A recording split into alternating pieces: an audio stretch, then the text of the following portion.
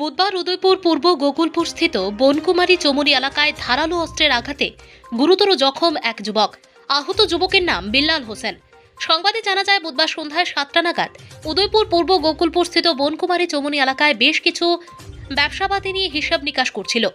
এই হিসাব নিকাশ নিয়ে কথা কাটাকাটি হওয়ায় হঠাৎ করে 15 থেকে 20 জন মিলে হামলা, ধারালো অস্ত্র ও ইট পাটকেল দিয়ে বিল্লাল হোসেনের গায়ে ও মাথায় গুরুতর আঘাত করে। এরপর তৎক্ষণাৎ তার পরিবারের লোকজনরা চিৎকার চেঁচামেচি করে বিল্লাল হোসেনকে বাঁচাতে গিয়ে বিল্লাল হোসেনের মা বেশ কিছু যুবক মিলে ধাক্কা মেরে ফেলে দেয়। পরবর্তী সময় পরিবারের লোকজনরা গোমতী জেলা হাসপাতালে নিয়ে আসে। এরপর পরিবারের লোকজনরা বিল্লাল হোসেনকে নিয়ে রাধাকিশোরপুর থানায় এসে বেশ কিছু যুবকের নামে মামলা দায়ের করেন। এ নিয়ে উত্তেজনা সৃষ্টি হয় পূর্ব গোকুলপুর এলাকায়।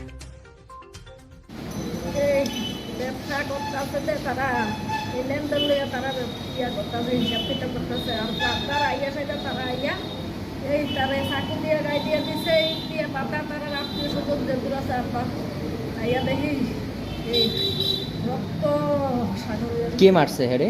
এই বাড়ির লোকের মানুষের নাম কি? আলমগীর হোসেন। আলমগীর হোসেন। কজন মিলে মারছে? তারা 15-20 জনের নান্টু মিয়া, রুবেল, বাবু মিয়া। আপনার ছেলের নাম কি যে আহত? বাড়ি কোনখানে? আর ঘটনাটা কোন জায়গাতে হয়েছে? বনকুমারী চমনিতে। এখন মামলা করবেন? আপনার ছেলেই আহত হয়েছে? আমারও আইতাম ডাকিয়ে